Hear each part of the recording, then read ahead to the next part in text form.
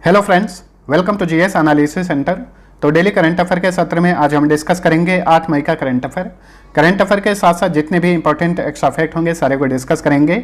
साथ ही इसका पीडीएफ इस वीडियो को डिस्क्रिप्शन से आप डाउनलोड कर सकते हैं।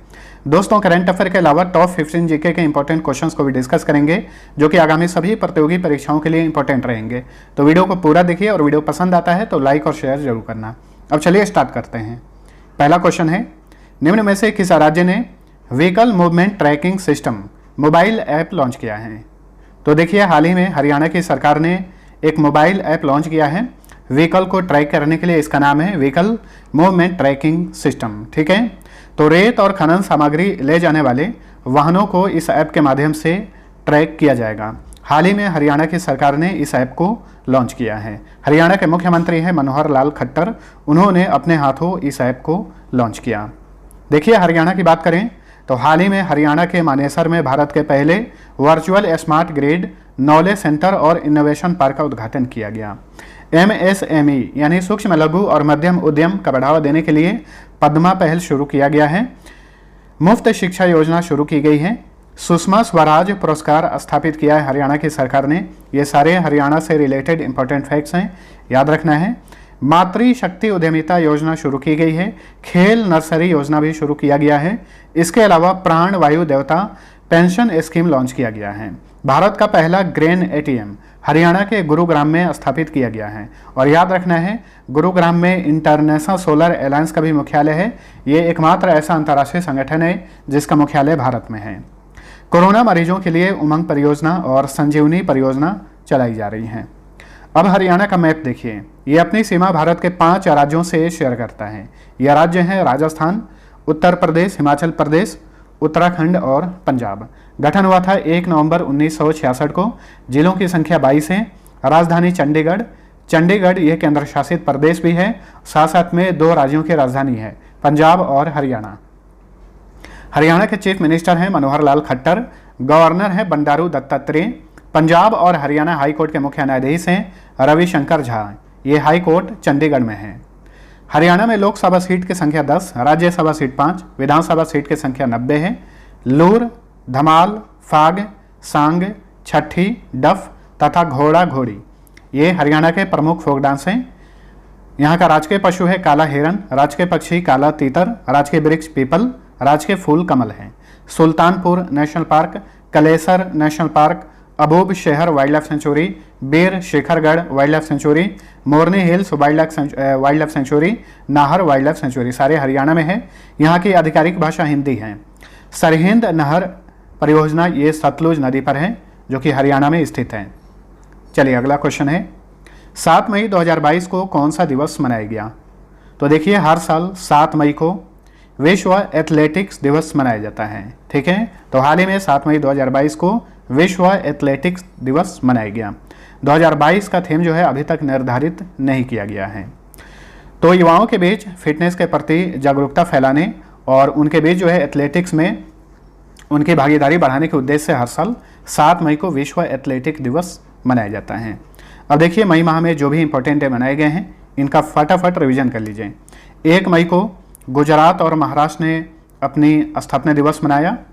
इन दोनों राज्यों की स्थापना की गई थी 1 मई 1960 को। ठीक है, 1 मई को ही अंतर्राष्ट्रीय मजदूर दिवस मनाया जाता है। 2 मई को अंतर्राष्ट्रीय खगोल विज्ञान दिवस।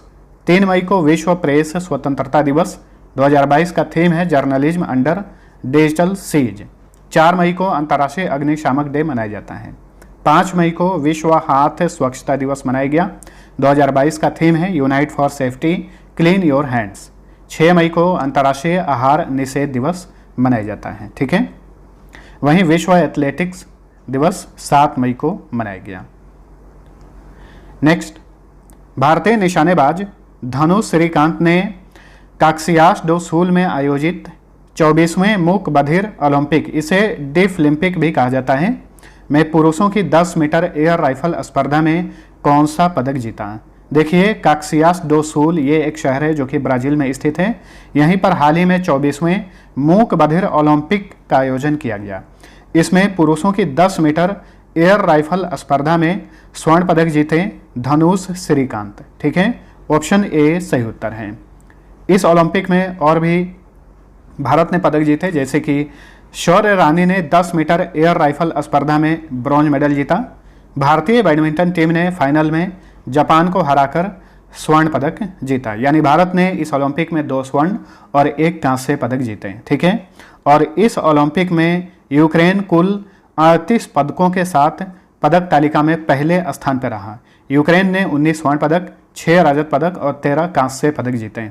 वहीं भारत जो है 2 स्वर्ण और 1 कांस्य पदक के साथ पदक तालिका में 8वें स्थान पर रहा। ठीक है, नेक्स्ट, रेलटेल और विश्व स्वास्थ्य संगठन ने कहां पर एक मोबाइल कंटेनर अस्पताल यानी हेल्थ क्लाउड का उद्घाटन किया है।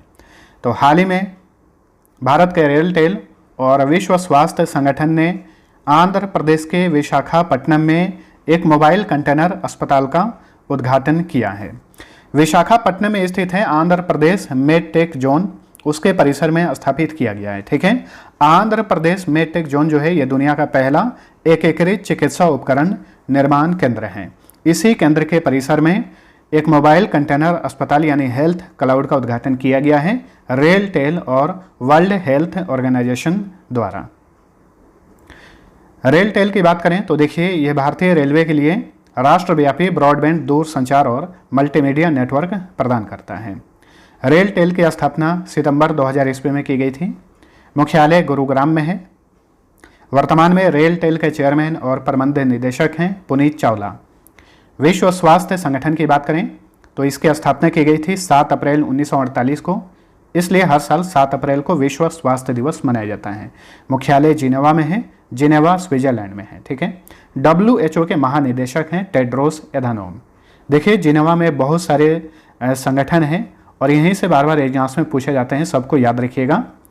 तो WHO का मुख्यालय तो यहीं पर है, साथ साथ में अंतर्राष्ट्रीय विधि आयोग, international labour organisation, world intellectual property organisation, world meteorological organisation, चलिए हिंदी में बोल देता हूँ, अंतर्राष्ट्रीय श्रम संगठन, विश्व बौद्धिक संपदा संगठन, विश्व मौसम विज्ञान संगठन, UNCTAD यानी United nation conference on trade and development, UNHCR United nation high commissioner for refugees, UNHRC United nation human rights council, office of the United Nations high commissioner for human rights, international committee of the red cross और international organisation for standardisation.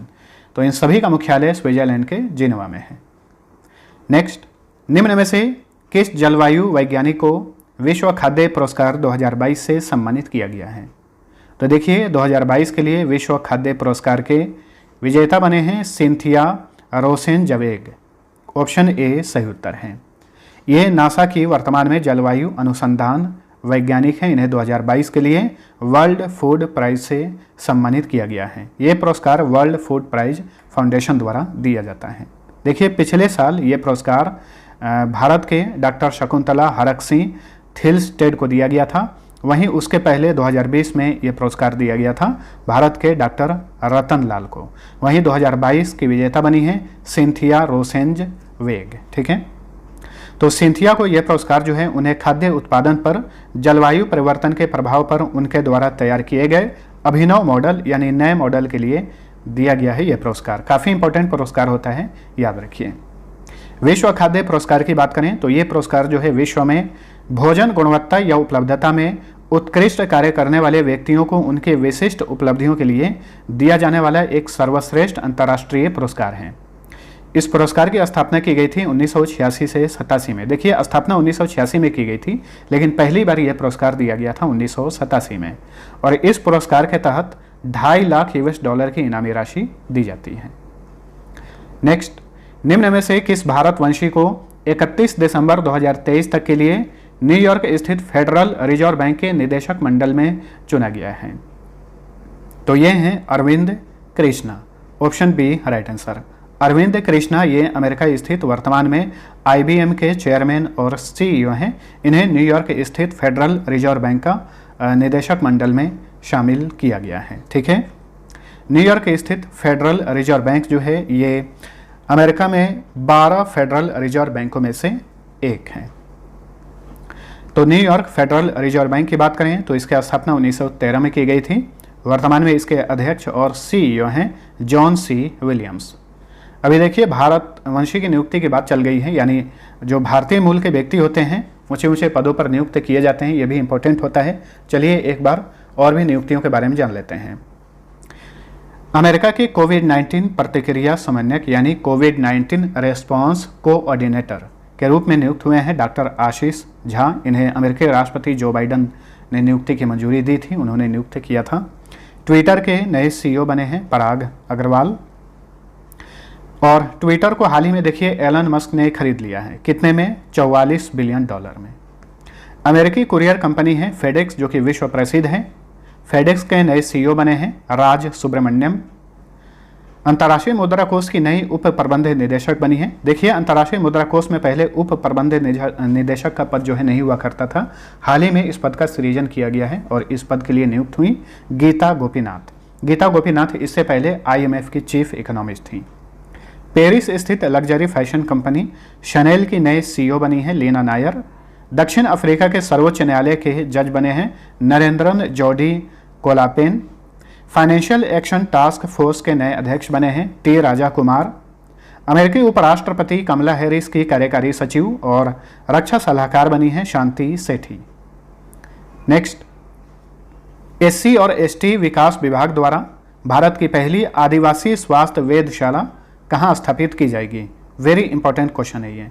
तो देखिए भारत की पहली आदिवासी स्वास्थ्य वेधशाला की स्थापना की जाएगी भुवनेश्वर में, ओडिशा की कैपिटल भुवनेश्वर में। Option C right answer. तो इस आदिवासी स्वास्थ्य वेधशाला को स्थापित करने के लिए SC और ST विकास विभाग ने भुवनेश्वर स्थित क्षेत्रीय चिकित्सा अनुसंधान केंद्र के साथ समझौता किया है। ठीक है, भुवनेश्वर ये ओडिशा की कैपिटल है। और ध्यान रखिएगा 100% कोविड-19 टीकाकरण का लक्ष्य हासिल करने वाला ये भारत का पहला शहर है। राज्य का पूछे तो हिमाचल प्रदेश, गांव का पूछे तो वावेन गांव जम्मू कश्मीर में है। और केंद्र शासित प्रदेश का पूछे तो अंडमान और निकोबार। नेक्स्ट, राष्ट्रीय परिवार स्वास्थ्य सर्वेक्षण के नवीनतम आंकड़ों के अनुसार भारत की कुल प्रजनन दर 2015-16 में प्रति महिला 2.2 बच्चों से घटकर कितनी हो गई है? तो देखिए भारत की कुल प्रजनन दर 2015-16 की तुलना में प्रति महिला 2.2 बच्चों से घटकर हो गई है 2। ठीक है, ऑप्शन डी राइट आंसर।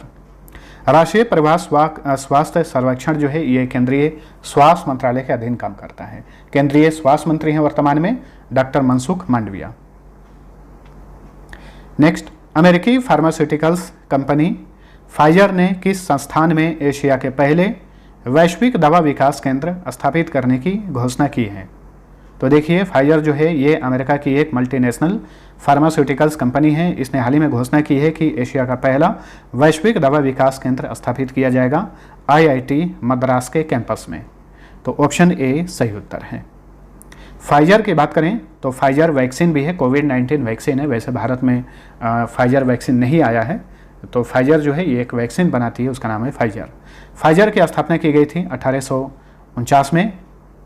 मुख्यालय न्यूयॉर्क सिटी में है। CEO हैं अल्बर्ट बोर्ला। अगला क्वेश्चन है 6 मई 2022 से 12वीं हॉकी इंडिया सीनियर महिला राष्ट्रीय चैंपियनशिप कहां पर शुरू हुई है? तो देखिए 6 मई से 12 दिवसीय 12वीं हॉकी इंडिया सीनियर महिला राष्ट्रीय चैंपियनशिप शुरू हुई है भोपाल में, मध्य प्रदेश की कैपिटल भोपाल में। इसमें कुल 27 टीमें हिस्सा ले रही हैं। देखिए इसी तरह से एक और क्वेश्चन बना था, 12वीं हॉकी इंडिया सब जूनियर पुरुष राष्ट्रीय चैंपियनशिप शुरू हुआ है गोवा में। वहीं 12वीं हॉकी इंडिया सीनियर महिला राष्ट्रीय चैंपियनशिप शुरू हुआ है भोपाल में। ठीक है, हॉकी का बात चल गया है। कुछ प्रमुख हॉकी ट्रॉफियां हैं जैसे कि Sultan Azlan Shah cup, Ranga Swami cup, Sultan Johar cup, Aga Khan cup, Indira cup, Scindia cup, Ranjit Singh cup, Nehru cup. ठीक है, ये सारी की सारी हॉकी ट्रॉफियां हैं। एक नेहरू ट्रॉफी है, नेहरू ट्रॉफी जो है एक फुटबॉल टूर्नामेंट है। वहीं भारत का सबसे पुराना हॉकी टूर्नामेंट बेटन कप है, जिसकी शुरुआत की गई थी 1895 में। तो फ्रेंड्स, ये था हमारा आज का करंट अफेयर। वीडियो पसंद आया है तो लाइक और शेयर जरूर करना। अब चलिए टॉप 15 जीके के इंपॉर्टेंट क्वेश्चंस को देख लेते हैं। आज सेट 26 है। पहला क्वेश्चन, सांची का स्तूप किसने बनवाया था? तो देखिए सांची जो है मध्य प्रदेश में है और सांची का स्तूप अशोक ने बनवाया था। दूसरा क्वेश्चन है, गुलाम वंश का संस्थापक कौन था? कुतुबुद्दीन ऐबक, ये गुलाम वंश का संस्थापक था। तमाशा किस राज्य का प्रमुख लोक नृत्य है? तो तमाशा जो है ये महाराष्ट्र का फोक डांस है। लखनऊ से पहले अवध की राजधानी कहाँ थी? तो अवध की राजधानी हुआ करती थी फैजाबाद। अब देखिए फैजाबाद का नया नाम है अयोध्या, जो कि उत्तर प्रदेश में है। इराक की मुद्रा का नाम डैश है? तो इराक की जो करेंसी है उसका नाम दिनार है। क्वेश्चन नंबर 6 है, चोल वंश किस प्रकार की सैन्य शक्ति के लिए प्रसिद्ध थे? तो देखिए चोल वंश जो थे ये नौसेना के लिए काफ़ी प्रसिद्ध थे, यानी समुद्री सेना। क्वेश्चन नंबर 7 है, मनसबदारी प्रथा की शुरुआत किस मुगल शासक ने की थी? कई बार एग्जाम्स में ये क्वेश्चन पूछा गया है। मनसबदारी प्रथा की शुरुआत अकबर ने की थी। एक प्रकाश वर्ष बराबर है कितने के बराबर है? तो देखिए किलोमीटर में बात करें तो 9.46 इंटू 10 पर पावर 12 किलोमीटर, या फिर मीटर में बात करें तो 9.46 इंटू 10 पर पावर 15 मीटर के बराबर है एक प्रकाश वर्ष। ठीक है। सामान्यतः ध्वनि की चाल कितनी होती है? तो सामान्य रूप से ध्वनि की चाल होती है 760 मील प्रति घंटा। वहीं हवा में ध्वनि की गति कितनी होती है? तो हवा में ध्वनि की गति होती है 332 मीटर प्रति सेकंड। ठीक है। और क्वेश्चन पूछा जाता है ध्वनि की चाल सबसे अधिक किस में होती है? तो ठोस में ध्वनि की चाल जो है सबसे अधिक होती है। विषाणु यानी वायरस की खोज किसने की थी? तो देखिए वायरस की खोज इवानोवस्की ने की थी। यकृत यानी मानव शरीर में जो लीवर होता है, लीवर में भविष्य के लिए भंडारित विटामिन कौन सा होता है? तो विटामिन ए यकृत में भंडारित होता है भविष्य के लिए। क्वेश्चन नंबर 13 है, सर्वप्रथम रक्त परिसंचरण तंत्र का अध्ययन किसने किया था? तो देखिए सबसे पहले रक्त परिसंचरण तंत्र का अध्ययन विलियम हार्वे ने किया था।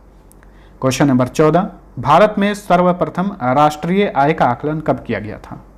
1868 में। किसके द्वारा? दादा भाई नौरोजी द्वारा। क्वेश्चन नंबर 15 है, भारत के मानव विकास रिपोर्ट को कौन प्रकाशित करता है? तो भारत में जो है मानव विकास रिपोर्ट प्रकाशित करता है यानी जारी करता है भारत सरकार के थिंक टैंक नीति आयोग। अब चलिए पिछले क्लास का क्विक रिवीजन कर लीजिए। पहला क्वेश्चन है, दुनिया की तीसरी सबसे ऊंची चोटी कंचनजंगा पर्वत को हाल ही में किस भारतीय महिला ने सफलतापूर्वक चढ़ाई की है? प्रियंका मोहिते, जो कि महाराष्ट्र के सतारा से बिलोंग करती हैं। और इस तरह से 8000 मीटर से ऊंचे 5 पर्वत को फतह करने वाली ये पहली भारतीय महिला बन गई हैं। दूसरा क्वेश्चन है, क्रिस गेल के रिकॉर्ड को तोड़कर T20 क्रिकेट में सर्वाधिक अर्धशतक लगाने वाले खिलाड़ी कौन बन गए हैं? डेविड वार्नर, जो कि इस साल ये ऑस्ट्रेलिया के खिलाड़ी हैं, इस साल जो है IPL में दिल्ली कैपिटल्स की तरफ से खेल रहे हैं। सबसे अधिक उम्र में 2022 विश्व स्नूकर चैंपियनशिप का खिताब जीतने वाले पहले खिलाड़ी कौन बने हैं? रॉनी ओ सुल्लिवन, जो कि ब्रिटेन के हैं। पालतू जानवरों की देखभाल पर आधारित दूरदर्शन के किस शो ने हाल ही में ENBA पुरस्कार 2021 जीता है? Best friend forever. The state of the world's forest 2020 forestry biodiversity and people नामक पुस्तक किसने प्रकाशित की है? विश्व खाद्य और कृषि संगठन ने, यानी फूड एंड एग्रीकल्चर ऑर्गेनाइजेशन ने। ठीक है। कहाँ पर है ये? रोम में है। हाल ही में डिफेंडर यूरोप 2022 और स्विफ्ट रिस्पॉन्स 2022 नामक सैन्य अभ्यास किस संगठन ने शुरू किया है? इसका आयोजन किया जा रहा है नाटो द्वारा। नाटो यानी नॉर्थ अटलांटिक ट्रीटी ऑर्गेनाइजेशन। इसका मुख्यालय ब्रुसेल्स में है। केंद्रीय प्रत्यक्ष कर बोर्ड के नए चेयरमैन कौन बने हैं? संगीता सिंह। प्रतिवर्ष अंतर्राष्ट्रीय आहार निषेध दिवस कब मनाया जाता है? 6 मई को मनाया जाता है। विश्व हाथ स्वच्छता दिवस 2022 का थीम क्या है? Unite for safety clean your hands. और यह दिवस हर साल 5 मई को मनाया जाता है। रेसिंग डेंटिस्ट के नाम से मशहूर किस ब्रिटिश फार्मूला 1 रेसर का हाल ही में निधन हो गया? Tony brooks. ठीक है। अब चलिए पिछले क्विज का सही उत्तर जानिए। पहला क्वेश्चन था, गरासिया जनजाति का संबंध किस राज्य से है? तो यह राजस्थान की जनजाति है गरासिया। दूसरा क्वेश्चन था, भारत का इलेक्ट्रॉनिक शहर किसे कहा जाता है? इसका सही उत्तर था ऑप्शन नंबर डी, बेंगलुरु को। देखिए भारत का सिलिकॉन वैली या फिर भारत का इलेक्ट्रॉनिक शहर जो है बेंगलुरु को ही कहा जाता है। अब चलिए आज का पहला क्वेश्चन है, भारतीय मूल की कौन सी कंपनी फीफा विश्व कप 2022 के लिए आधिकारिक स्पॉन्सर बनी है। दूसरा क्वेश्चन है, हाल ही में आरबीआई गवर्नर शक्तिकांत दास ने किस स्थान पर रिजर्व बैंक इनोवेशन हब का उद्घाटन किया? दोनों क्वेश्चन का आंसर नीचे कमेंट करके बताइए। मिलते हैं अगले वीडियो में, तब तक के लिए टेक केयर।